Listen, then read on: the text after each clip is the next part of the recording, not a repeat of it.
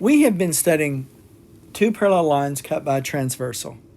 Now we want to explore that a little more and say, okay, let's suppose that we have two lines cut by a transversal. Like this case here, let's suppose M and N, they're parallel and they're cut by this transversal here. Now, let's suppose that N is also parallel to K. Now, intuitively you know, okay, if M and N are parallel and N and K are parallel, then M and K must be parallel. So, but what we want to do is we want to prove this. We want to prove that lines parallel to the same line are parallel to each other. So M is parallel to N and K is parallel to N, so that M and K must be parallel to each other. That's what we want to prove. Now remember, part of the game we're playing here is we're learning how to prove things, how to be rigorous. We're using geometry as a vehicle. So we have a statement, and then we have a reason over here. Okay, so we're using this column proof. Now, first of all, M is parallel to N, and N is parallel to K. And we know that because that's what we were given. Now, what does that mean? Well, since M is parallel to N, we know that the measure of angle 1 is equal to the measure of angle 2. And the reason we know that is because corresponding angles.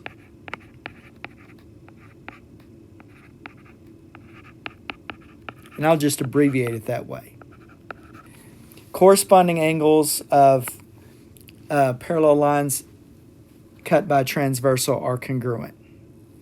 Okay? And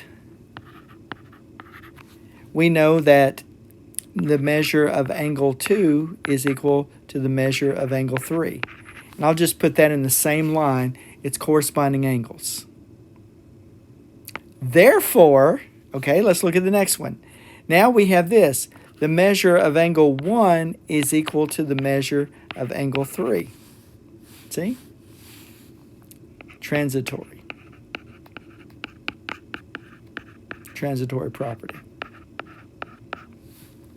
Okay? If the measure of angle 1 is equal to 2, and the measure of angle 2 is equal to the measure of angle 3, then the measure of angle 1 must be equal to the measure of angle 3.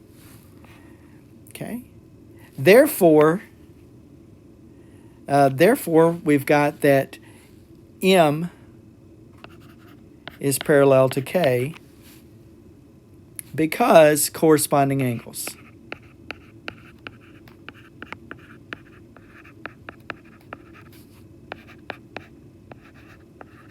Okay, corresponding angles. Let me write that a little better. Okay, corresponding angles. Yeah. Okay. Now we've got some other theorem. So this is, I think, what we just proved. If two lines are parallel to the same line, then they are parallel to each other. And another one that's really common sense.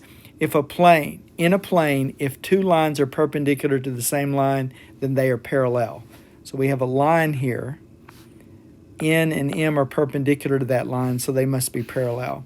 So the assignment is just going to be, explain how you would show that K and J are parallel. Okay, so look, in other words, it's just kind of tying together what we've done so far. You notice here for this one, corresponding angles, right? Congruent. Okay, so anyway, I'll let you go with that.